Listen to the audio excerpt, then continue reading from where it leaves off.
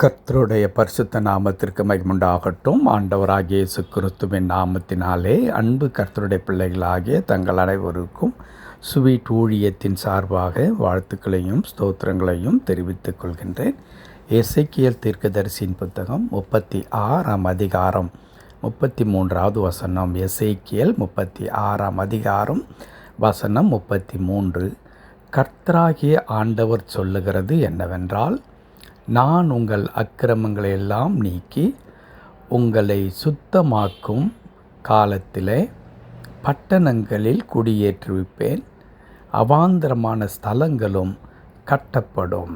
கர்த்தராகிய ஆண்டவர் சொல்லுகிறது என்னவென்றால், நான் உங்கள் அக்கிரமங்களை எல்லாம் நீக்கி உங்களை சுத்தமாக்கும் காலத்திலே பட்டணங்களில் குடியேற்றுவிப்பேன், அவாந்தரமான ஸ்தலங்களும் கட்டப்படும்.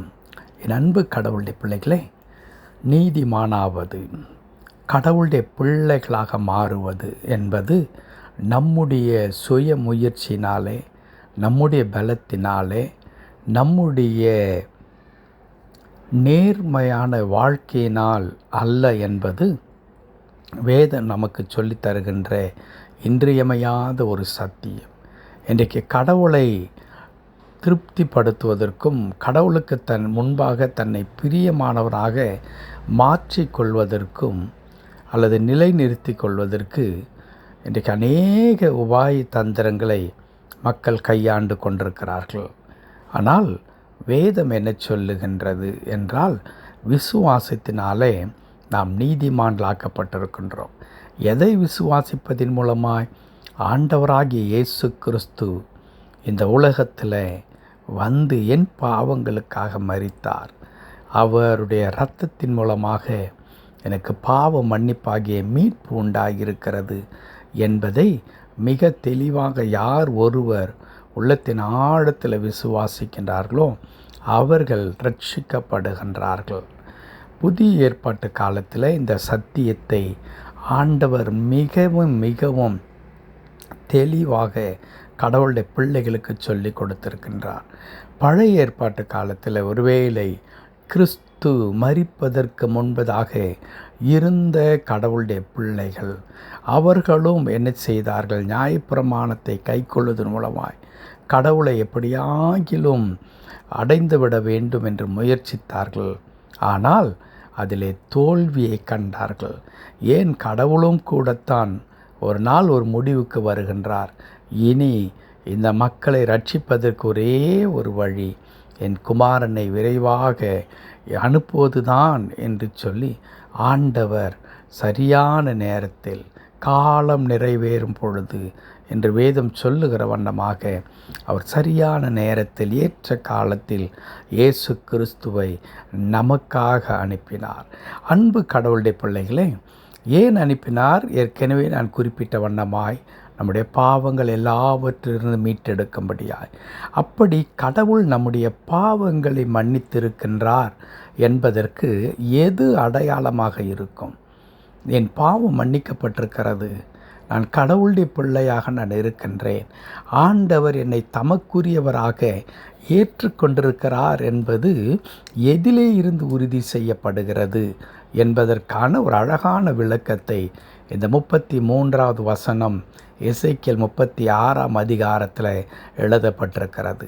ஆண்டவர் சொல்லுகிறார், நான் உங்கள் அக்கிரமங்களை எல்லாம் நீக்கி உங்களை சுத்தமாக்கும் அந்த காலத்தில், அந்த நேரத்தில் பட்டணங்களில் உங்களை குடியேற்றுவிப்பேன், அவாந்தரமான ஸ்தலங்களும் கட்டப்படும் என்று சொல்லுகிறார். அவாந்தரமான, பாழாய் கிடக்கின்ற, ஆங்கில வேதத்தில் த ரூயின்டு பிளேஸ் என்று எழுதியிருக்கிறது. அழிக்கப்பட்ட, சின்னாபின்னமாக்கப்பட்ட, அழிந்து போன அந்த ஸ்தலங்கள் என்ன செய்யப்படும்? கட்டப்படும் என்று சொல்லுகின்றார். ஆம், நம்முடைய கடவுள் திரும்பவும் நம்மை கட்டுகின்ற கடவுளாக இருக்கிறார். நம்முடைய கடவுள் நம்முடைய பாவத்தை மன்னித்தார் என்றால் அதற்கு அடையாளமாக என்ன இருக்க முடியும் என்றால், நம்முடைய வாழ்க்கை திரும்ப கட்டப்படும், நம்முடைய வாழ்க்கை மீண்டும் புதுப்பிக்கப்படும், நம்முடைய வாழ்க்கை திரும்பவும் ஒரு பிரகாசமான ஒரு ஆசீர்வாதமான ஒரு நிலைக்கு அது கடந்து வரும். அதுதான் ஒரு மனிதனுடைய பாவங்கள் மன்னிக்கப்பட்டு அவன் கடவுளால் ஏற்றுக்கொள்ளப்படுகின்ற மனிதன் என்பதற்கான அடையாளமாக இருக்கும். இன்னும் இதே அதிகாரத்தில் 36வது வசனத்தை படிக்கும் பொழுது இன்னும் கடவுள் அழகாய் சொல்லுகிறார், நான் நிர்மூலமானதை கட்டுகிறேன் என்றும் பாழானதை பயிர்நிலமாக்குகிறேன் என்றும் உங்களை சுற்றி இருக்கிறவர்கள் அறிந்து கொள்வார்கள் என்று சொல்லுகிறார். தம்முடைய பிள்ளைகளை ஆண்டவர் சாட்சியாக நிலைநிறுத்துகின்ற கடவுள். எப்படி நம்முடைய வாழ்க்கையை மீண்டும் கட்டி எழுப்புவதுமா, ஏதோ காரணங்களினால், அது ஒரு மீறுதலாக இருக்கலாம் அல்லது அநேக காரணங்களினாலே நம்முடைய வாழ்க்கையை நாம் சீரழித்து கொள்ளும் பொழுது நம்முடைய கடவுள் நம்மை திரும்ப கட்டுகின்ற கடவுளாக இருக்கிறார். காட் ரீபில்ட்ஸ் அவர் லைஃப் அகெயின். திரும்ப திரும்ப அவர் கட்டுகின்ற கடவுள். ஒருவேளை என் அன்பு கடவுளுடைய பிள்ளைகளே, வாழ்க்கை சின்னபின்னமாகிவிட்டது, வாழ்க்கை நிர்மூலமாகிவிட்டது. இந்த மதியினத்தினாலே அல்லது இந்த அவசரத்தினாலே அல்லது இன்னும் பல காரணங்களினால் என் வாழ்க்கை தரைமட்டமாக இடிந்து போய்விட்டது, பாழாய் போய்விட்டது என்றெல்லாம் ஏங்குகின்ற என் அன்பு கடவுளுடைய பிள்ளைகளே, நம்முடைய கடவுள் நம்மை திரும்பவும் கட்டுவிக்கின்ற கடவுளாக இருக்கிறார். அவரால் ஏற்றுக்கொள்ளப்பட்ட நம் ஒவ்வொருடைய வாழ்க்கையும் ஆண்டவர் அப்படியே விட்டுவிடுகிற கடவுள் அல்ல. எங்கேயோ ஏதோ ஒரு காரணத்தினாலே நம்முடைய வாழ்க்கை பாழாய் போயிருந்திருக்குமானால், நம்முடைய வாழ்க்கை அழிந்து போயிருக்குமானால், நம்முடைய வாழ்க்கை நிர்மூலமாக்கப்பட்டிருக்குமானால், நம்முடைய வாழ்க்கை சிதைந்து போயிருக்குமானால், கடவுள் நம்மை திரும்பவும் திரும்பவும் கட்டுகின்ற கடவுளாக இருக்கின்றார். நம்மை கட்டுவிப்பார், நம்மை ஆசீர்வதிப்பார், நம்மை உயர்த்துவார், நம்மை பலப்படுத்துவார். ஆகவே இந்த ஆண்டவர் மீது வைக்கின்ற நம்பிக்கையிலே மாத்திரம் ஒரு நாளும் தளர்ந்து விட வேண்டாம். இந்த ஆண்டவரை நோக்கி நாம் பார்த்து ஆண்டவருக்கு நன்றி செலுத்தி கொண்டே இருப்போம். ஆண்டவரை ஸ்தோத்திரம் செய்து கொண்டே இருப்போம். நிர்மூலமான எல்லா இடங்களையும் ஆண்டவர் கட்டி நம்முடைய வாழ்க்கையை மேம்படுத்துவார், உயர்த்துவார், ஆசீர்வதிப்பார். செபிக்கலாமா? கிருபை நிறைந்த நல்ல ஆண்டவரே, உமக்கு நன்றி செலுத்துகிறோம். ஆண்டவரே, பாழான ஸ்தலங்களை, அவாந்தரமாய் போன ஸ்தலங்களை நீர் கட்டுகிற கடவுள். ஆண்டவரே, எங்கள் பாவங்கள் மன்னிக்கப்பட்டு உம்முடைய பிள்ளைகளாக நாங்கள் இருக்கிறோம் என்பதற்கு அடையாளம் எங்கள் வாழ்க்கையை நீர் கட்டுவிக்கின்ற கடவுளாக இருக்கிறீர். அதற்காய் ஸ்தோத்திரம்.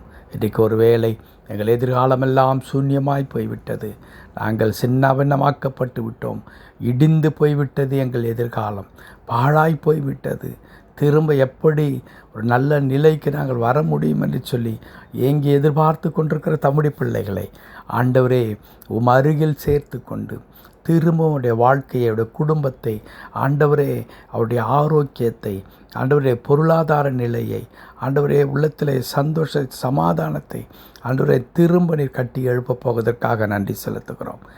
ஆண்டவரே, நீர் எங்களை உயிர்ப்பிக்கின்ற ஆண்டவராய், பலப்படுத்துகிற ஆண்டவராய் இருக்கிறீரே, அதை மீண்டும் ஒரு முறை நம்முடைய பிள்ளைகளுடைய வாழ்க்கையில் நீர் செய்து காண்பிக்க போவதற்காக நன்றி செலுத்துகிறோம். அர்ப்பணிக்கிறோம், பொறுப்படுத்திக் கொள்ளும் மீட்பர் நாமத்தில் பிதாவே. ஆமென், ஆமென்.